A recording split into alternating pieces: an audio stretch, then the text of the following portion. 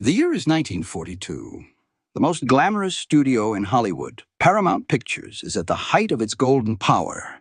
And standing at the center of it all is a woman who has everything. She is breathtaking. Dark curly hair, piercing green eyes, a smile that could stop traffic on Sunset Boulevard.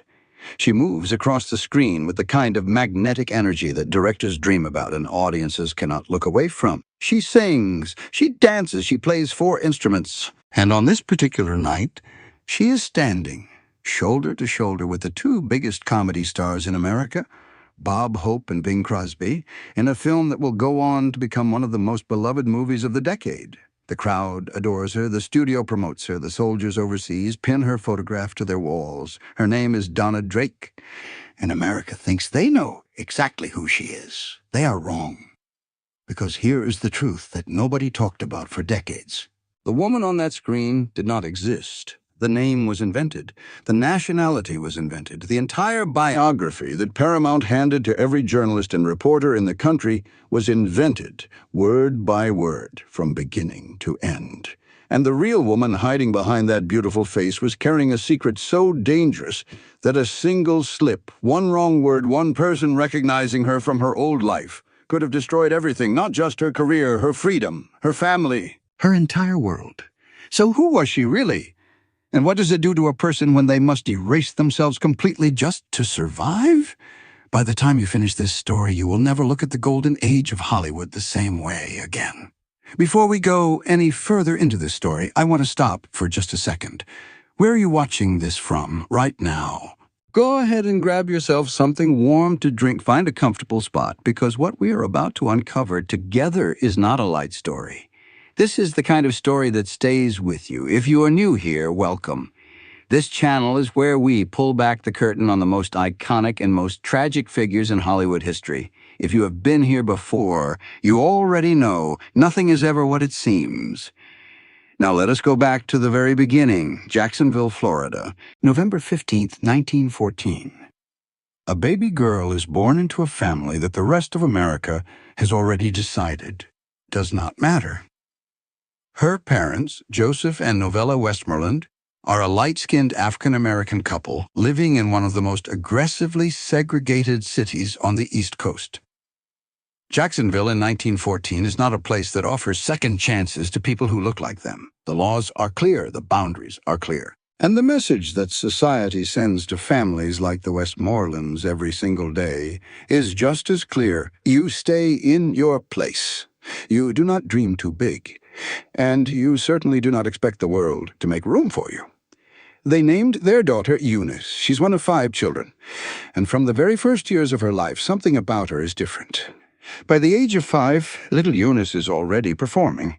She picks up instruments the way other children pick up toys. The clarinet, the drums, the saxophone, the piano. She does not just play them, she commands them.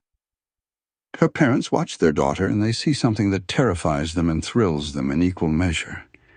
They see a gift so enormous that it refuses to be contained by the world she was born into. In 1930, the Westmorland family made a decision. They pack up everything and move north to Philadelphia, chasing the quiet promise of a slightly better life. Joseph finds work at a restaurant. The family is not wealthy. There are 5 children to feed, and life is genuinely hard. But Philadelphia gives Eunice something that Jacksonville never could. It gives her a stage. She begins performing at her father's restaurant, entertaining guests with her music and her presence. And it is here, in this small and humble setting, that Eunice begins to understand something about herself, something that will change the entire course of her life. When she performs, people do not see a young black girl from Florida. They see a performer. They see talent. They see beauty. Because Eunice Westmorland has been gifted with something rare and complicated. She has her mother's light skin. She has curly hair that reads as exotic rather than black to the untrained eye.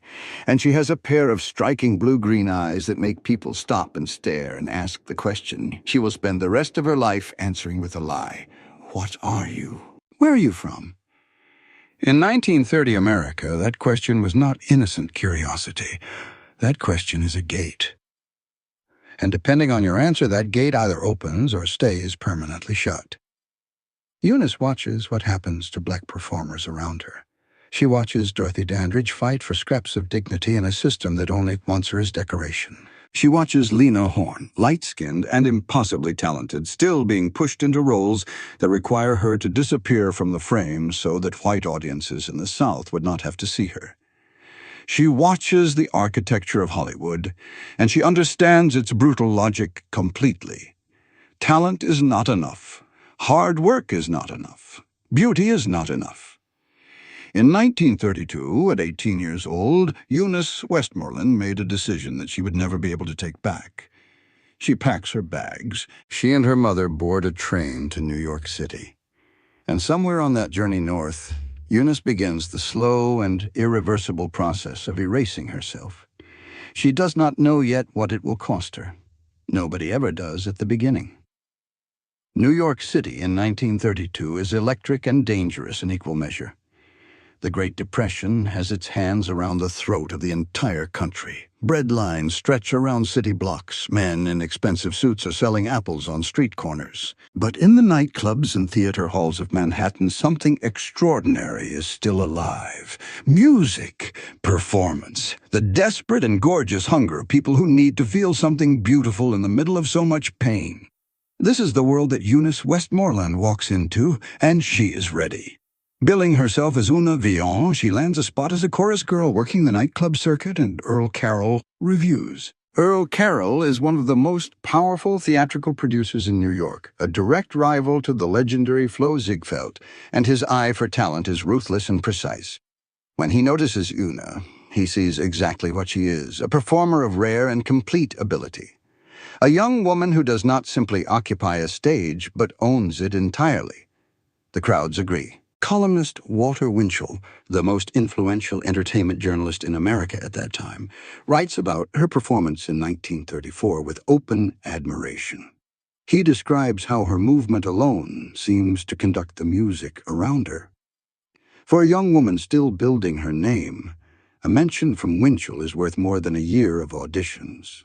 But backstage, in the shadows that the spotlight never reaches, Eunice is making choices that will define her in ways she cannot yet understand. His name is Louis Pretty Amberg. He is one of the most feared Jewish mobsters in Brooklyn, connected to Murder Incorporated, suspected in nearly 18 killings, a man whose name made detectives go quiet and look at their shoes. He is also, by all accounts, utterly captivating to the young woman who catches his eye in a Manhattan nightclub. Amberge showers her with attention and extravagant gifts. For a girl who grew up watching her father work restaurant shifts just to keep 5 children fed, this kind of devotion feels intoxicating. But this is not a fairy tale. This is a transaction with a price she has not read the fine print on. In October 1935, Amberg's body was found in the back seat of a burning car in Brooklyn. His hands are bound with wire. He has been stripped of his clothes. The killing is professional, brutal, and completely unsurprising to anyone who knew what he was. When federal investigators come to question Eunice, she looks them in the eye without flinching and tells them she only knew him as Mr. Cohen, a polite gentleman. Nothing more. They believe her, or at least they let her go. And in that moment, without fully realizing it, Eunice Westmorland completes her education in survival. She has now learned the 2 skills that Hollywood will require of her above all others: how to perform flawlessly under pressure, and how to keep a secret, no matter what it costs. She picks herself up, moves to California, and reinvents herself once more as Rita Rio. She forms an all-girl orchestra, Rita Rio and the Rhythm Girls, and tours the entire country. The image is extraordinary when you think about it. A black woman leading an all-white band while the whole of America watches and sees only what she wants them to see. Dorothy Lamour, her friend from the New York days, opens the final door. A recommendation to Paramount Pictures, an audition, and a new name that will follow her for the rest of her life. Dona Drake has arrived. Paramount Pictures in 1941 was the most powerful dream factory on earth. It is the studio that married Marlene Dietrich, Gary Cooper, and Barbara Stanwyck. It is the studio where legends are not discovered but manufactured, polished, and delivered to the American public in perfectly wrapped packages. And when Dona Drake walks through those gates for the first time, Paramount does what it does to every new arrival. It takes her apart and rebuilds her from the ground up. The biography they released to the press is a masterpiece of fiction. Dona Drake, born Rita Novella in Mexico City, of Mexican, Irish, and French descent. Parents who worked in the restaurant industry. Exotic beauty with Latin fire in her blood. They even borrow her mother's first name, Novella, to make the lie feel intimate and real. Every journalist in Hollywood prints it without question. Why would they question it? The studio said so. And the studio is never wrong. Her first film under the Paramount banner is Aloma of the South Seas, a Dorothy Lamour vehicle that nobody expects to set the world on fire. But the audience responds to it with genuine enthusiasm. The film earns 2 Academy Award nominations for cinematography and visual effects. And suddenly, Paramount's newest Mexican Spitfire is a name worth watching.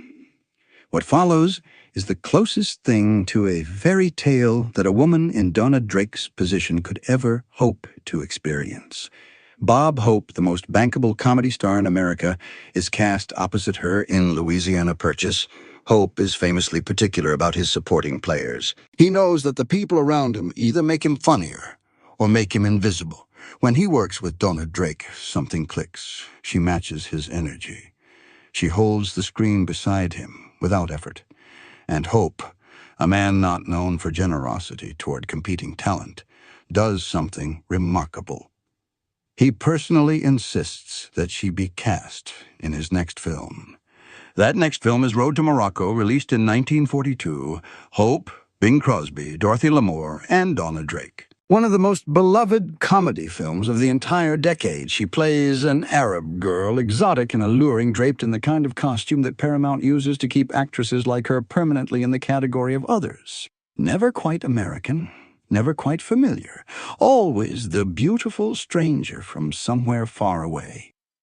The irony is almost too painful to look at directly. The only way a black woman from Jacksonville, Florida, can stand alongside the biggest stars in Hollywood is by pretending to be someone from a country she has never visited, speaking a language she taught herself purely as a disguise.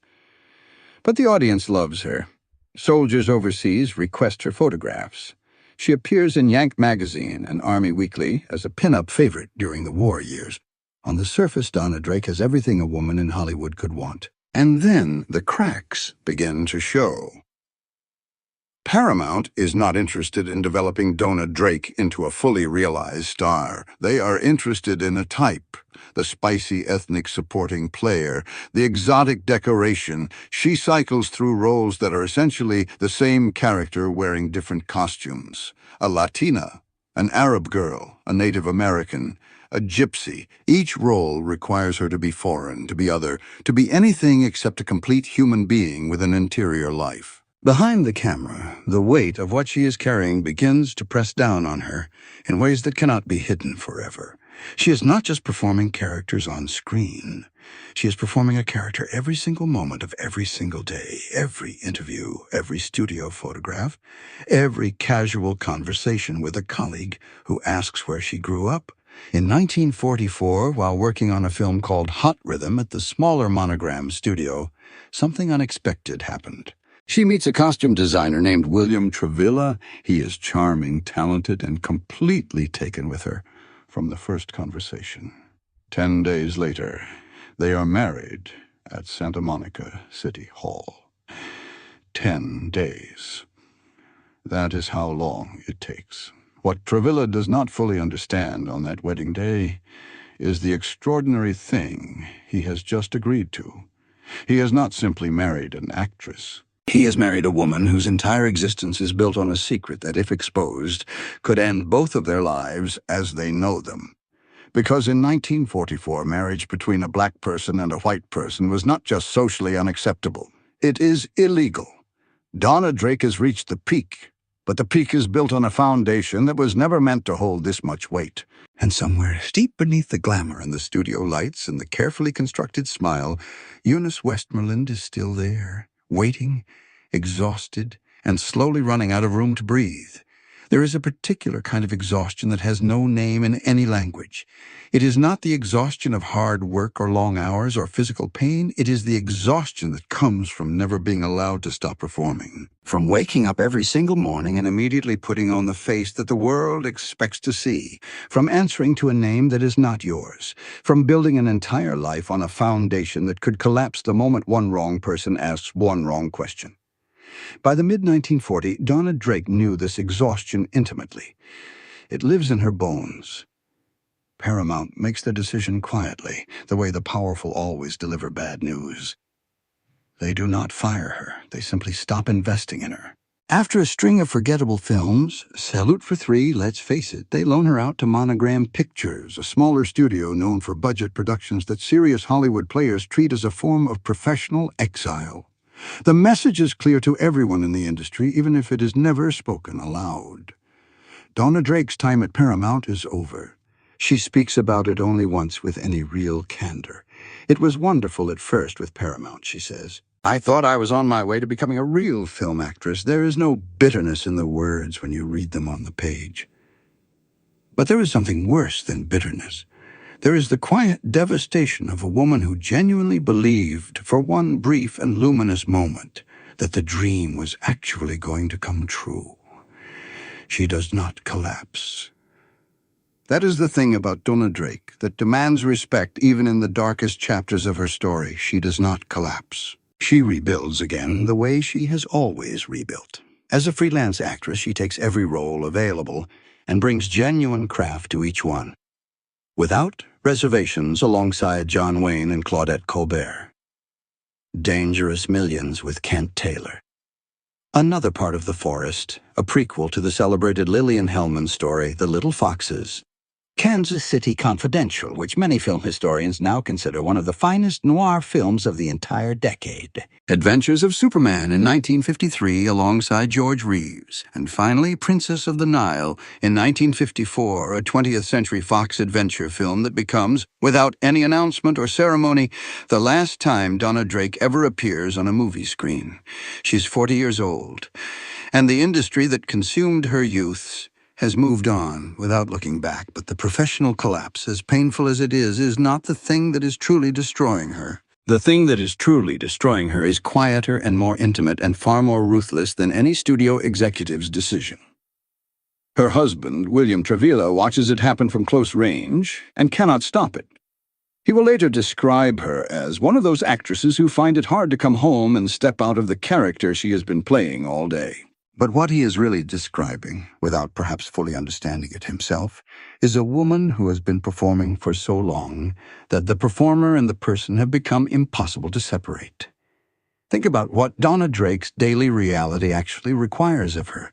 She wakes up as Eunice Westmorland. She looks in the mirror and becomes Dona Drake. She walks out the door and maintains that construction through every interaction, every conversation, every glance from a stranger on the street. She does this not for a few months or a few years, but for decades.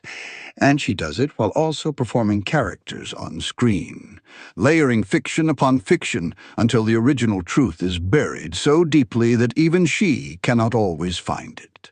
The seizures begin. Mild epilepsy, the doctors say, as though attaching a clinical name to it explains anything at all. Her emotional state deteriorates in ways that medicine in the 1950s is not equipped to address with any real sophistication. The darkness that she has been outrunning since she was a teenager in Jacksonville finally begins to catch up with her. In 1956, she and Travilla separated.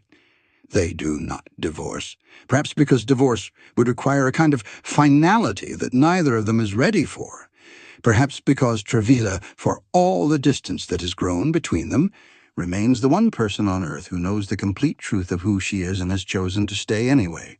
They appear together occasionally. She models in his fashion shows. In 1960, they sat side by side on Groucho Marx's television program, You Bet Your Life, presenting to the world one last, carefully maintained image of a family that is held together. It is, in its own quiet way, one of her finest performances, but the audience at home does not know they are watching a performance. They never did. By the time the 1960 arrived, the world that made Dona Drake possible had already begun to disappear.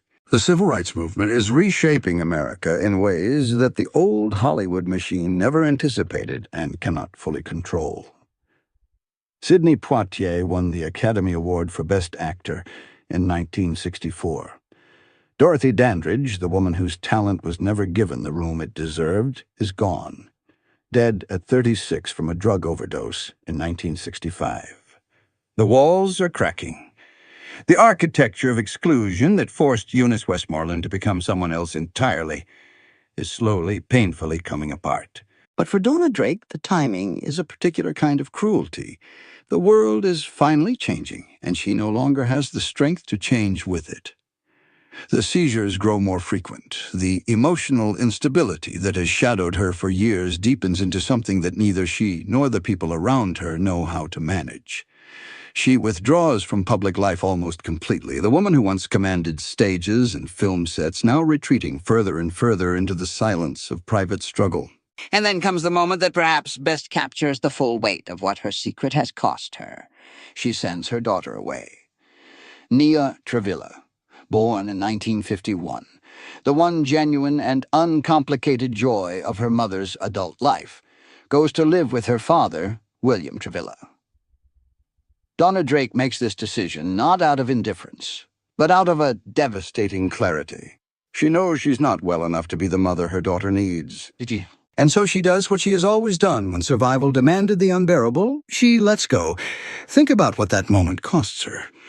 After everything she sacrificed to build a life worth living, after every lie told and every truth buried, the thing she loves most completely is the thing she cannot hold on to. The secret that was supposed to give her everything has taken even this. Travilla raises Nia. He continues his own career with remarkable success, his work reaching heights that would have seemed impossible in those early days when he was just a young costume designer falling in love with a woman whose real name he may not have known yet. He creates iconic work. His name becomes attached to some of the most memorable images in Hollywood history. And Dona Drake, the woman he married in 10 days and never fully let go of, fades further from public view with each passing year. The late 1970 found her in a state of genuine physical fragility. The woman who once made soldiers overseas pin her photograph to their walls is now largely unknown to a new generation that has no memory of Road to Morocco or Louisiana Purchase, or the electric presence of a performer who could hold a screen beside Bob Hope and Bing Crosby without losing a single inch of ground. On June 20th, 1989, Dona Drake died in Los Angeles. Pneumonia and respiratory failure. She is 74 years old. Her ashes are scattered at sea. A final disappearance as quiet and complete as the one she performed for the cameras all those decades ago. William Travilla followed her 1 year later in 1990. Whatever secrets remain between them, go with him. Nia Novella Travilla, their only daughter, lived until October 1st, 2002. She never has children of her own. The bloodline of the Westmorland family, carried so carefully and so painfully through one extraordinary woman's lifetime of reinvention, ends there. Completely. Without ceremony. There is no star on the Hollywood Walk of Fame for Dona Drake. There is no museum exhibit, no retrospective, no anniversary screening of Road to Morocco, where someone stands at a podium and tells the truth about who she really was. The industry that used her and discarded her has never found the time to look back. But here is what cannot be taken away. Eunice Westmorland existed. She was real. She was brilliant, and she survived on her own terms in a world that was specifically designed to make survival impossible for someone like her. That is not a small thing. That is everything. So what do we do with a story like this? We could call it a tragedy, and it is. We could call it an injustice, and it is that too. But if we stop there, we have missed the deeper thing that the life of Eunice Westmorland is actually trying to tell us. Here is what I keep coming back to when I think about her. She did not choose deception because she was weak. She She chose it because the system she was born into gave her no other viable path forward. The Hollywood that Dona Drake navigated was not simply biased or imperfect. It was a machine deliberately engineered to extract everything of value from certain human beings while refusing to acknowledge their full humanity. It took her talent. It took her name. It took her history. It took her face and repackaged it as something more palatable for a paying audience that was never asked to confront its own prejudices. And here is the part that should genuinely disturb us. It worked. The machine worked exactly as designed. Dona Drake had a career. She stood beside Bob Hope and Bing Crosby. She appeared on screens across America. She survived in an industry that was built to make survival impossible for someone with her background. By every external measure, the bargain she made delivered on its promise. But the cost was the one thing that no career, no studio contract, and no amount of applause can ever replace. The cost was herself, the real woman. Eunice Westmorland from Jacksonville, Florida, who could play 4 instruments before she was old enough to understand what segregation meant. That woman was buried so deeply inside the performance that she eventually could not find her own way back. Her husband said she could not step out of character when she came home at night. But the truth is, there was no character to step out of anymore. There was only the performance, all the way down. That is the real lesson of her life. Not that ambition is dangerous, not that Hollywood is evil. But when a society forces its most talented people to choose between their identity and their survival, everybody loses something that can never be recovered. The audience loses the truth. The artist loses themselves, and history loses a name that deserved to be remembered exactly as it was. Eunice Westmorland deserved better. She deserved to walk into Paramount Pictures as herself and be celebrated as herself. We will never know what that version of her life could have looked like. And that absence, that stolen possibility, is the real tragedy at the center of this story. Now, I want to hear from you. If you had been living in her era, facing the exact same impossible choice between your true identity and your survival, what would you have done? There is no wrong answer. Leave your thoughts in the comments below, because this is exactly the kind of conversation that needs to keep happening. If this story moved you the way it moved me, please give it a like and share it with someone who loves the real history behind the golden age of Hollywood. And if you want more untold stories like this one, about the brilliant and complicated and deeply human people behind the glamour, subscribe to this channel. There are so many more stories waiting to be told. Eunice Westmorland, remember that name. Remembers